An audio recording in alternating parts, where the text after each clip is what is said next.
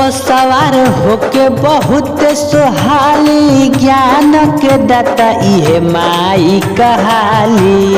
हंस पर सवार होके बहुत सोहाली, ज्ञान के दाता इहे माई कहाली।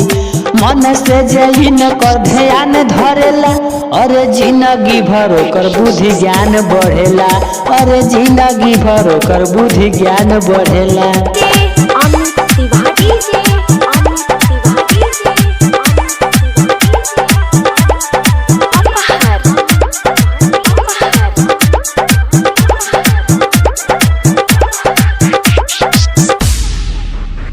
बिनावा बजा के सुर सबके सिखावे, ज्ञान मुनि देवता गुण इन्हीं के गावे हो, इन्हीं के गावे।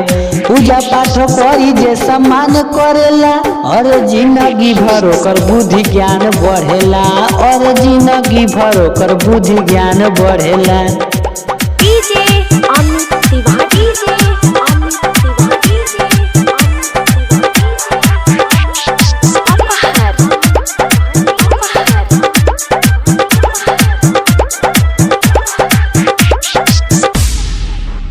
रंजन महेश बाड़े इनकर आभारी हो, इनकर आभारी। इनके दया से पुनीत करे गीतकारी, रंजन महेश बाड़े इनकर आभारी। इनके दया से पुनीत करे गीतकारी, यही से तो पंकज गुणगान करेला, और जिंदगी भर ओकर बुद्धि ज्ञान बढ़ेला, और जिंदगी भर ओकर बुद्धि ज्ञान बढ़ेला।